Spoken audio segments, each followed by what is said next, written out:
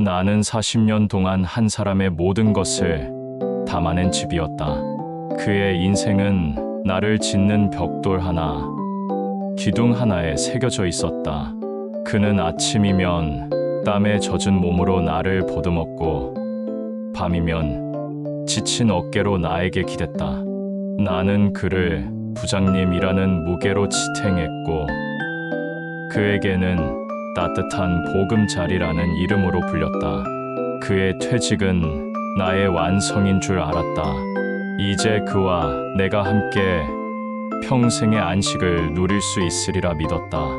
하지만 그날 이후 나는 그의 아내, 그녀의 시선 속에서 서서히 무너져 내리기 시작했다. 그녀는 나를 더 이상 따뜻한 보금자리가 아닌 시대에 뒤떨어진 공간으로 보았다. 그녀의 친구들이 찾아올 때마다 나는 그들의 차가운 눈빛을 견뎌야 했다. 언니, 이 집은 좀 낡았네요. 요즘은 다들 타워 팰리스로 이사 가던데 벽지 색깔이 좀 촌스럽다. 유행 지난 가구는 다 버리고 새로 바꿔야지. 그녀는 끊임없이 나를 개조하고 싶어 했다. 나의 낡은 목재 문틀을 뜯어내고 차가운 철제 프레임을 넣었고, 그가 평생 모아온 고서들로 가득했던 서재는 요즘 유행하는 브런치, 파페 스타일의 거실로 바뀌었다. 그녀는 내 벽에 따뜻한 노란색 대신 차가운 회색 페인트를 칠했고, 그 색은 그의 땀과 추억을 모조리 덮어버렸다. 나는 그녀의 욕망이 나를 깎아내리는 것을 고통스럽게 지켜보았다. 철거의 욕망, 그리고 무너지는 존재. 그녀는 나를 비교의 표 위에 올려놓고 끊임없이 깎아내렸다. 그녀는 친구들과의 통화에서 나를 연금만 축내는 폐품이라 불렀다. 우리 영감, 집에서 하루 종일 TV만 보면서 밥만 축내. 다른 집 남편들은 퇴직하고도 사업해서 돈 잘 번다던데. 그녀의 목소리는 벽을 타고 내 안을 울렸다.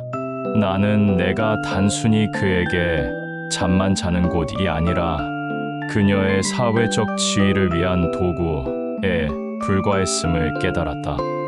그녀의 비난은 나에게까지 전해져 나는 내 존재 가치가 산산이 부서지는 것을 느꼈다. 가족들이 모인 저녁 식사 자리, 그녀는 다시 나를 모욕했다. 그녀가 우리 아버지 요즘 뭐 하는 줄 아니? 지겨워 죽겠어.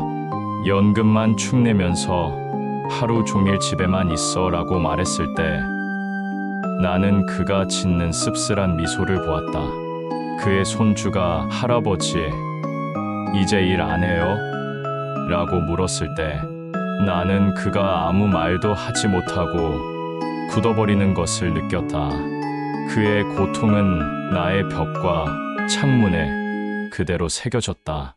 나는 그가 평생 바친 모든 것을 단 한순간에 무너뜨리는 그녀의 잔인함을 보았다. 나는 더 이상 그에게 안식처가 아니었다.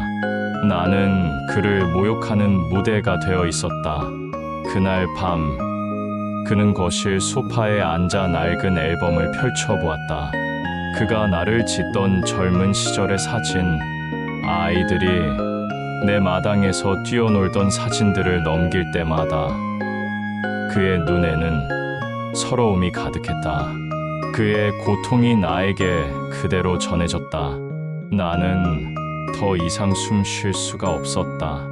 이별, 그리고 나의 자발적 철거.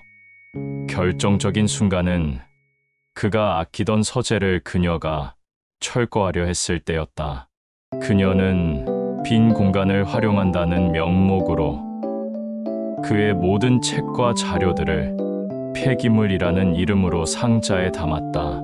그가 평생 쌓아 올린 지식과 열정, 그의 존재 그 자체를 버리려 하는 것을 보며 나는 고통스러웠다.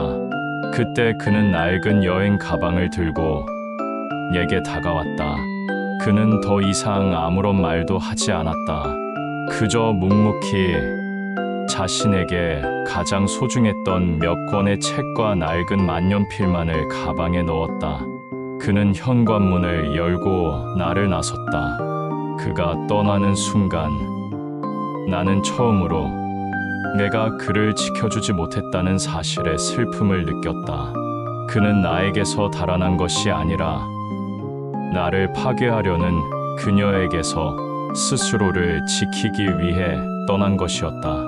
그의 눈에는 슬픔과 함께 묘한 해방감이 서려 있었다. 나는 한동안 텅 빈 채로 남아 있었다. 창문 너머로 그녀가 계속해서 새로운 가구들을 들여오는 것을 보았다. 그녀는 나를 요즘 유행하는 집으로 개조하려 했지만 나는 이미 속부터 썩어가고 있었다. 나의 벽은 그녀의 차가운 욕망을 견디지 못하고 금이 가기 시작했다. 버려진 공간의 재건축. 그는 나를 떠났지만 다른 곳에서 새로운 삶을 짓고 있었다. 그는 도시 변두리에 있는 낡은 창고를 찾아냈다. 그곳은 온갖 잡동사니와 버려진 물건들로 가득한 세상의 외면을 받은 곳이었다. 하지만 그곳에서 그는 다시 활력을 되찾았다. 그는 버려진 나무 조각으로 책상을 만들고 찌그러진 양철통으로 화분을 만들었다. 그는 그곳에 자존의 공방이라는 이름을 붙였다. 그리고 그는 자신처럼 세상의 외면을 받은 이들을 그곳으로 불러모았다.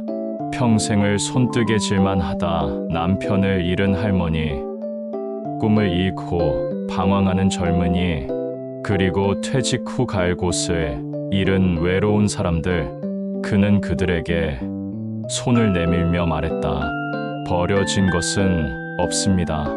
다시 쓸모를 찾으면 됩니다. 그는 그들에게 공구를 건네고 기술을 가르쳤다. 낡은 공구로 새 생명을 불어넣는 그의 모습은 마치 신화 속의 장인 같았다. 그는 더 이상 누구의 남편도 아니었다. 그는 버려진 것들을 재건축하는 건축가였다. 그의 얼굴에는 오랜만에 온화한 미소가 돌아왔고 그의 손은 다시 한번 열정과 자부심으로 빛나기 시작했다. 그녀는 그가 사라진 뒤 그가 남긴 연금만으로 여행을 다니며 허세를 부렸다. 하지만 그녀는 늘 공허했다.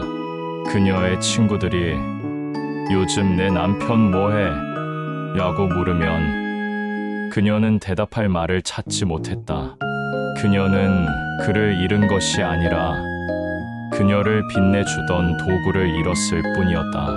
어느 날 그녀가 우연히 그의 공방 앞을 지나가게 되었다.